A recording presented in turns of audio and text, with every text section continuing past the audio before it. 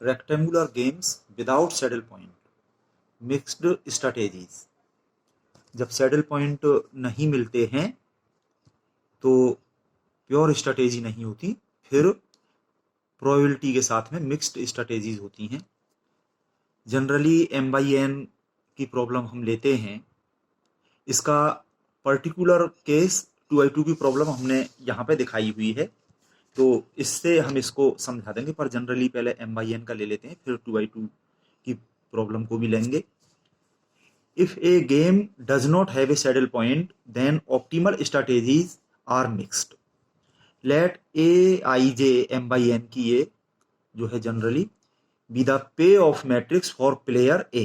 Player A के लिए gains हैं, ये इसके अंदर जो वैल्यूज हैं ये इस तरह से ए को मिल रहे हैं, ये बी के लिए तो ये लॉस हैं।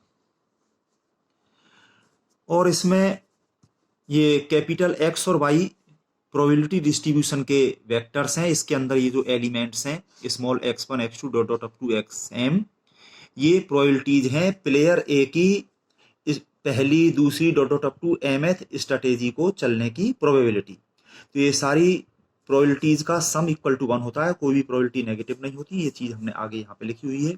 इसी तरह से प्लेयर बी की strategy 1 2 dot dot up to n के लिए ये प्रोबेबिलिटी, ठीक है।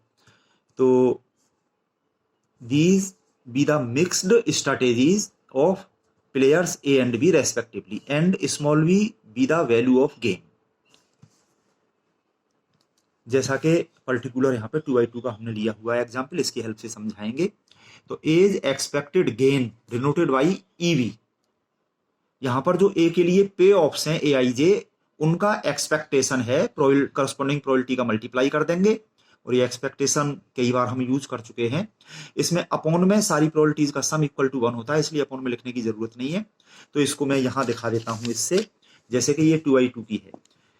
जब प्लेयर बी अपनी फर्स्ट स्ट्रेटेजी यूज करता है तो हम देखें प्लेयर ए के लिए एक्सपेक्टेड गेन्स हैं A11 A21 probability x1 x2 के साथ में, तो इनका इसमें मल्टीप्लाई करके x1 into A11 plus x2 into A21, ये जो हो जाएगा, इस सम को हमने सिग्मा की फॉर्म में लिखा हुआ है। I इक्वल टू यहाँ तो 1 और 2 दो हैं, पर जनरली A की M स्ट्रेटेजी है, I equal to 1 to M।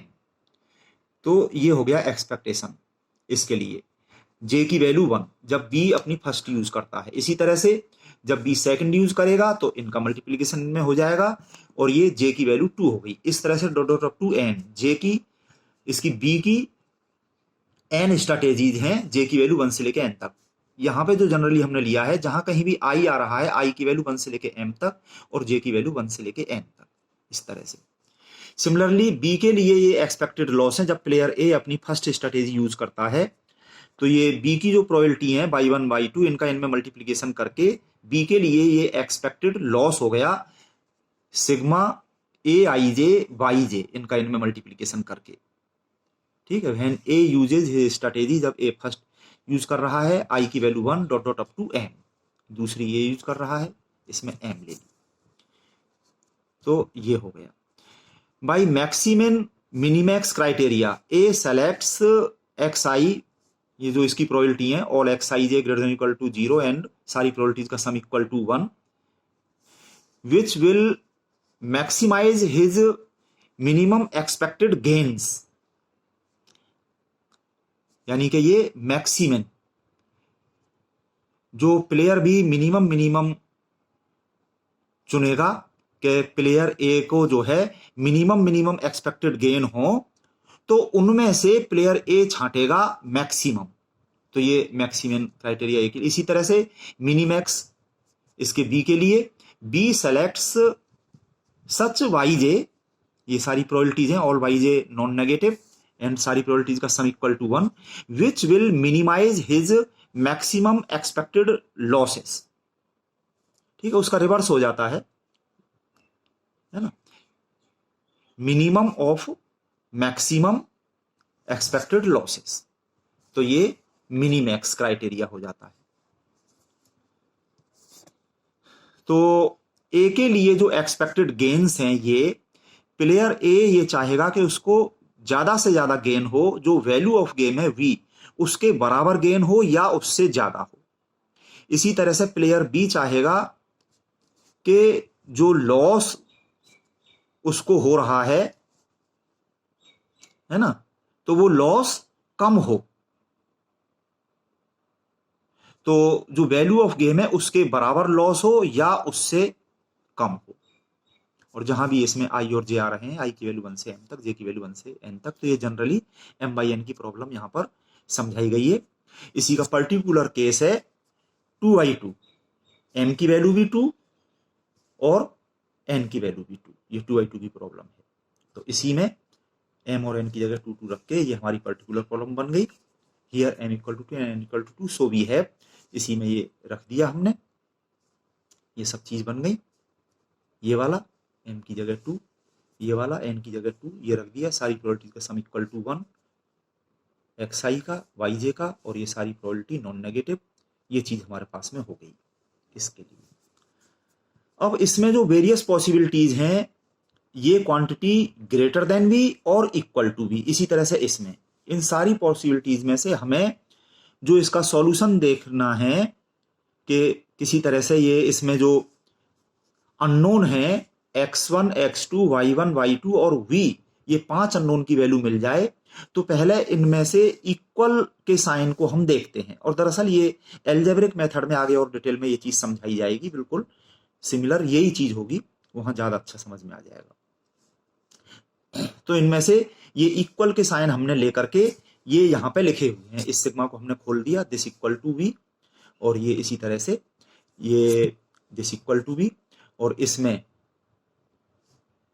ये हमारे 2 इक्वेशन इससे बन गए, 2 इक्वेशन इससे बन गए, ये 4 इक्वेशन बन गए, और एक इक्वेशन ये है, एक ये है, कुल मिला के ये 6 इक्वेशंस।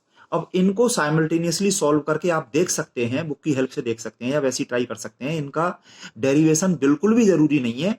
इनको सॉल्व करके x1, x2, y1, y2 और v की जो वैल्यूज आ गई हैं, ये फॉर्मूले हमें डायरेक्ट यूज करने हैं, और इन फॉर्मूलों को डायरेक्ट यूज करने का तरीका मैं यहाँ पे समझा रहा हूं। इसी तरह से न्यूमेरिकल में इनको यूज करोगे, इसी तरह से फॉर्मूले याद हो जाएंगे। कि इसमें डायगोनल में हमने ये लाइन खींच ली, और ये जितने भी फॉर्मूले हैं हमेशा डायगोनल एलिमेंट्स में से ऑफ डायगोनल एलिमेंट्स सब्ट्रैक्ट होंगे। तो ये ए की फर्स्ट स्ट्रेटेजी को चलने की प्रोबेबिलिटी x1, सेकंड को चलने की प्रोबेबिलिटी x2, इसी तरह से ये बी की, ये y1, y2 ये हमने यहाँ पे लगाई हुई हैं। तो चलिए पहले x1 की वैल्यू का फॉर्मूला हम यहाँ पे देखें। तो जब हम x1 की वैल्यू निकाल रहे हैं, तो हमने इसमें x1 को बंद कर लिया, और ये डायगोनल वाली वैल्यू जो है a22, इसमें से सब्ट्रैक्ट किया ऑफ डायगोनल वैल्यू को a21 को, और इसके अपॉन में, इन पांचों के अपॉन में x1, x2, y1, y2 और v, इन सब के अपॉन में तो सेम चीज ही आ रही है, इसको मैं अभी बता दूंगा। जब x2 की वैल्यू हम देख रहे हैं, तो हमने x2 की लाइन को बंद कर लिया, और diagonal element a11 minus of diagonal a12 कर दिया। जब y1 की वैल्यू देख रहे हैं, तो y1 की लाइन को बंद कर लिया, और ये diagonal a22 minus of diagonal a12, और जब y2 की वैल्यू देख रहे हैं हम, तो ये a11 माइनस a21, डायगोनल में से ऑफ डायगोनल सब्ट्रैक्ट करके ये लिखा हुआ है। और जब वैल्यू ऑफ गेम देखेंगे, तो ये तो पूरे गेम के लिए है, इसमें तो हम किसी को बंद नहीं कर सकते। तो ये diagonal elements a11 into a22 minus of diagonal elements a12 into a21, ये हो गया v में। और अपॉन में सब में सेम चीज है, diagonal elements a11 plus a22, इसमें से माइनस कर दिया ये ऑफ डायगोनल एलिमेंट्स a12 और a21, ये माइनस हो रहे हैं। हमेशा सारे फॉर्मूलों में ऊपर भी नीचे भी डायगोनल एलिमेंट्स में से ऑफ डायगोनल एलिमेंट्स सब्ट्रैक्ट हुए हैं, और इस तरह से ये फॉर्मूले इजीली याद रख सकते हो। और इसमें ये सारी प्रोबेबिलिटी नॉन नेगेटिव हैं, और जब इनकी वैल्यू निकालोगे न्यूमेरिकल में, चेक कर लोगे, प्रोबेबिलिटीज का सम = 1 आएगा, और ये फॉर्मूले हम डायरेक्ट यूज करेंगे। तो अब इस मेथड पे हम एग्जाम्पल करते हैं। एग्जाम्पल 4 में लिया है मैंने, solve the reduced game obtain in example 3 first. पिछले वीडियो में जो एग्जाम्पल 3 फर्स्ट था, तो यहाँ पे ये 3x3 का जो गेम दे रखा था, इसमें रिड्यूस होकर के ये हमें 2x2 का ये जो मिल गया था। अब इसमें हम इस 2x2 का मेथड लगा के यहाँ पे हम सॉल्व कर रहे हैं। और नेक्स्ट एग्जाम्पल 5 में हमने लिखा है solve the game whose pay of matrix is given in example 3 second. ये एग्जाम्पल 3 के सेकंड में ये जो गेम है इसको सॉल्व करिए, ऐसा हमने एग्जाम्पल 5 में कह दिया है। तो इनको हम यहां पे कर रहे हैं, पहले हम इसको देखते हैं। Let x1 x2 x3 and y1 y2 y3 be the mixed strategies of player A and B respectively and small v be the value of game. इस गेम की यहाँ पे probability x1 x2 x3 y1 y2 y3 ले ली। तो जब ये इसमें से हट गई है फर्स्ट रो, तो उसकी प्रोबेबिलिटी x1 इक्वल टू 0 आ गई, और इसमें से फिर ये फर्स्ट कॉलम भी हट गया तो उसकी भी प्रोबेबिलिटी y1 इक्वल टू 0 आ गया, और ये 2x2 का गेम बचा, यहाँ पे ये आ गया।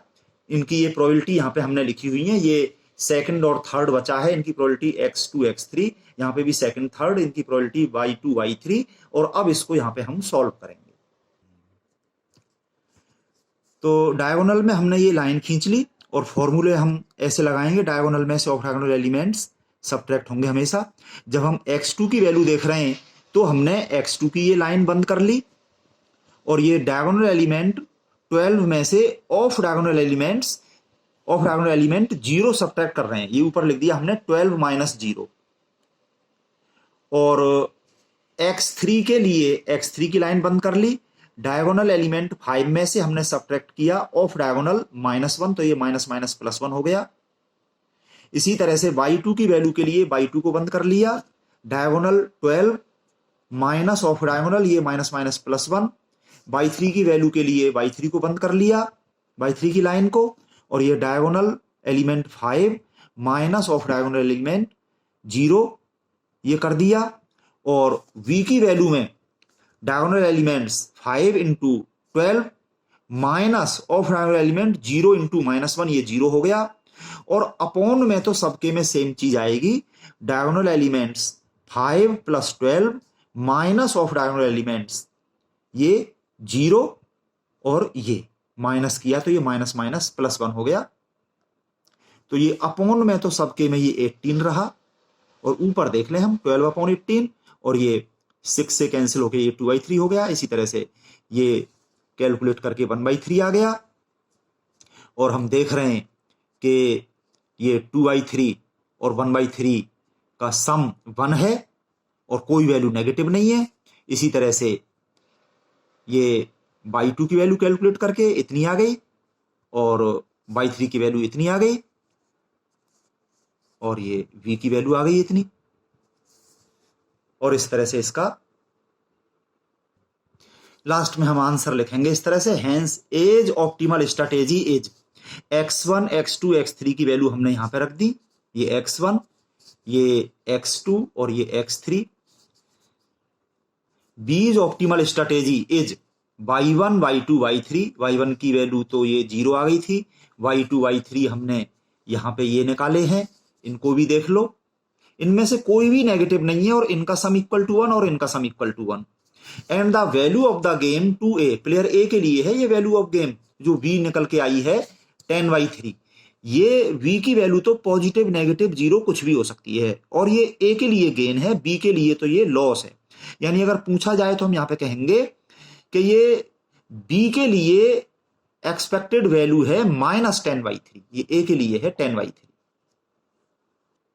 नेक्स्ट एग्जाम्पल 5 में हमने लिया है solve the game whose pay of matrix is given in example 3 second में, जिसको हमने पिछले वीडियो में रिड्यूस तो कर दिया था, अब वहां से आगे करेंगे।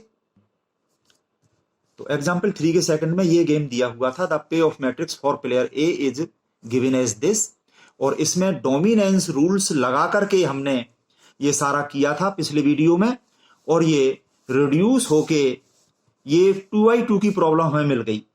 इसकी कैलकुलेशन भी हमने दिखाई थी इस तरह से, इसमें एवरेज भी लिए थे इस तरह से, एवरेज लास्ट में आके एवरेज से डोमिनेंस रूल लग पाए थे। तो ये करके फिर हमें ये कुल मिला के ये 2x2 का गेम मिल गया। ठीक है, वैसे जब हमसे ये कहा जाएगा कि ये गेम दिया हुआ है इसको सॉल्व करो, तो पहले हम इसमें सैडल पॉइंट देखेंगे जो कि नहीं मिला, उसके बाद में डोमिनेंस रूल लगा के जितना छोटा हो सके ये छोटा करते हुए ये 2x2 का आ गया, तो हम 2x2 वाले मेथड से कर रहे हैं, और बड़ा रहता तो इससे आगे जो मेथड है हम उनसे करते। तो अब ये 2x2 का आ गया, इसकी हमने प्रोबेबिलिटी इस तरह से ये मान ली x1 x2 x3 x4 y1 y2 y3 y4। तो अब ये जो मिला है हमें 2x2 का, तो इसमें फर्स्ट और सेकंड रो तो खत्म हो चुकी हैं, उनकी प्रोबेबिलिटी x1 0 और x2 0 हो गया, और ये x3 x4 की वैल्यू हम यहां से निकालेंगे 2x2 के मेथड से। और बी की स्ट्रेटेजी फर्स्ट और सेकंड इसमें से हट चुकी है, उनकी प्रोबेबिलिटी y1 0 और y2 0 हो चुकी हैं, और ये y3 y4 हमने यहाँ पे लिख दी, तो इनकी वैल्यू यहाँ पे हम निकालेंगे। डायगोनल में हमने ये लाइन खींच दी, और ये x3 x4 y3 y4 के लिए यहाँ पे डायगोनल एलिमेंट्स में से ऑफ डायगोनल एलिमेंट सब्ट्रैक्ट करके फॉर्मूले लगा के यहाँ पे हम कर रहे हैं, और v वैल्यू ऑफ गेम। तो x3 की वैल्यू के लिए हमने ये x3 की लाइन यहाँ पे बंद कर ली, और डायगोनल में से ऑफ डायगोनल सब्ट्रैक्ट किया 8 - 0, और इसी तरह से x4 के लिए x4 का बंद किया, डायगोनल 4 माइनस ऑफ डायगोनल 0, और ये y3 के लिए ये y3 का बंद करके डायगोनल 8 माइनस ऑफ डायगोनल 0, और y4 के लिए ये y4 का बंद करके डायगोनल 4 माइनस ऑफ डायगोनल 0 किया, और अपॉन में तो सबके में ये सेम चीज रहेगी, diagonal elements 4 + 8 minus of diagonal elements 0 0। तो अपॉन में तो सबके में 12 रहा, और ऊपर ये जो है कैंसिलेशन करके सिंप्लीफाई करके x3 x4 y3 y4 की ये वैल्यू आ गई। हम देख रहे हैं कि इनमें से कोई भी वैल्यू नेगेटिव नहीं है, और इनका सम इक्वल टू 1 और इनका सम इक्वल टू 1 है, और v की वैल्यू में diagonal elements 4 × 8 minus of diagonal elements 0 × 0, और अपॉन में तो सेम चीज है सबके में, जो यहां थी वही यहां है, और ये कैलकुलेट करके 8/3 आ गया। Hence optimal solution of the given game is optimal strategy x1 x2 x3 x4 की वैल्यू रख दी, और बीज optimal strategy y1 y2 y3 y4 की वैल्यू रख दी, इनमें कोई नेगेटिव नहीं है, इनका सम इक्वल टू 1 इनका sum equal to 1, and value of the game to player A is 8/3। तो ये प्लेयर ए के लिए है, ये अंडरस्टूड है, ना भी लिखें तो भी चलेगा। तो इस तरह से इसका ये आंसर हो गया। इसी तरह से आप इसके सारे सवाल कर सकते हैं। नेक्स्ट एग्जाम्पल 6 में फॉर्मुलेशन और सॉल्यूशन दोनों चीजें हैं। A and B play a game in which each has 3 coins, a 5 पैसे, a 10 पैसे and 20 पैसे। इस तरह से यहाँ पे समझाते हुए ही हम करें। फॉलोइंग पे of matrix is obtain. Player A की यहाँ पे 3 स्ट्रेटेजी, 5 पैसे 10 पैसे 20 पैसे, और प्लेयर बी की भी वही सेम 3 स्ट्रेटेजी है यहाँ पर। Each player selects a coin without the knowledge of the others choice. If the sum of the coins is an odd amount, A wins B's coin, and if the sum is even, B wins A's coin. Find the best strategy for each player and the value of the game. तो पहले तो इसका formulation करके हम ये पे of table यानी कि मैट्रिक्स प्राप्त करें। तो देखिए, जब प्लेयर ए और बी दोनों के कॉइन रहे ये 5 पैसे 5 पैसे, तो दोनों का सम हो गया इवन, तो प्लेयर बी जीत गया, प्लेयर ए हार गया। प्लेयर बी ने ले लिया प्लेयर ए का कॉइन, तो प्लेयर ए को मिले -5 पैसे। ये प्लेयर ए के लिए पे ऑफ टेबल है, प्लेयर ए को मिले। प्लेयर बी को मिल गए 5 पैसे, प्लेयर ए को मिले -5। ठीक है, और प्लेयर ए के तो ये 5 पैसे ही हैं, और प्लेयर बी के ये 10 पैसे, तो इनका सम हो गया 5 + 10, ये 15 हो गया। ये ऑड अमाउंट है। इवन होता है जिसमें 2 से डिवाइड हो जाए और है ना, जैसे 2 4 6 8 एटसेट्रा ये, और बाकी इनके बीच बीच में जो होते हैं वो ऑड अमाउंट होते हैं। ये 5 + 10 ये 15 जो है ये ऑड है। ऑड होने पर ए जीत गया, और ए ने बी का कॉइन ले लिया ये 10 पैसे का, ए को मिले 10, और जब बी का ये 20 है, ए का 5, तो 20 + 5 ये भी हो गया 25। ये ऑड है, तो ए जीत गया, ए ने बी का ये 20 पैसे ले लिए, ए को मिला 20। जब ए के 10 पैसे हैं और बी के 5 हैं तो 10 + 5 15, ए जीत गया, ए ने बी के ये 5 ले लिए, ए को 5 मिल गए, और ए का 10 बी का भी 10, तो 10 + 10 20, ये इवन हो गया, बी जीत गया, बी ने ए से ले लिए ये 10 पैसे, तो ए को मिले -10, और ए का 10 बी का 20, तो ये 30 हो गया, इवन है, इसमें भी बी जीत गया, बी ने ए से ये 10 पैसे ले लिए, ए को मिले -10। इसी तरह से जब ए के 20 पैसे हैं और बी के 5 पैसे होने पर टोटल 25, और ए ने ले लिया बी का कॉइन, 20 + 10 ये 30, ये इवन है, बी जीत गया, बी ने ले लिया ए का कॉइन 20 पैसे, ए को मिले -20, 20 + 20 40, ये इवन है, बी जीत गया, बी ने ले लिया ए का 20 पैसे का कॉइन, ए को मिला -20, ये ए के लिए पे ऑप्स हैं, ए के लिए मिल रहे हैं। ठीक है, तो इसका ये फॉर्मुलेशन ये हो गया। अब इसको सॉल्व करने के लिए पहले हम सैडल पॉइंट देखेंगे। मैंने यहाँ पे लिखा हुआ है ट्राई फॉर सैडल पॉइंट, जो कि इसमें आप देख सकते हैं, इसमें मिलेगा नहीं। Then use dominance rule. Dominance rule यहाँ पे मैं समझा देता हूं आपको। इसमें ये फर्स्ट स्ट्रैटेजी जो है, इसको हटाने के लिए हमने इसको कंपेयर इससे किया, तो ये हटा नहीं, मैं अच्छे से समझा चुका हूं पीछे डोमिनेंस, उसी तरह से आप देख लेना। अब इसको हटाने के लिए इसको हमने कंपेयर इससे किया, तो ये भी नहीं हटा।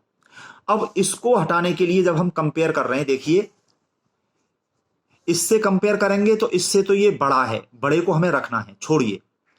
इसका कंपैरिजन हम इससे कर रहे हैं, तो ये इसके बराबर है, ठीक है। ये छोटा है इससे, अगर हम नेगेटिव साइन हटा दें तो 10 छोटा है, 20 बड़ा है, और नेगेटिव साइन लगाते हुए उल्टा हो जाता है। ये -10 बड़ा है, -20 छोटा है, और इसी तरह से इससे ये छोटा है।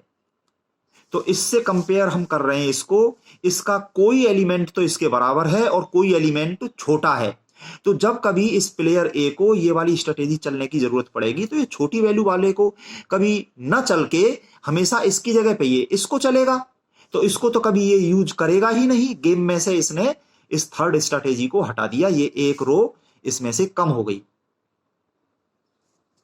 तो ये केवल इतना रह गया।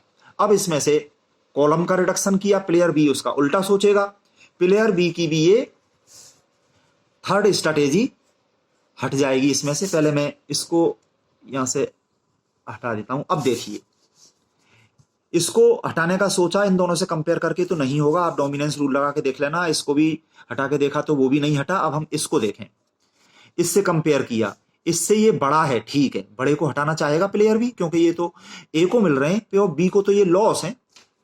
अच्छा, इससे ये तो छोटा है, छोटे को तो ये रखना चाहेगा, छोड़िए।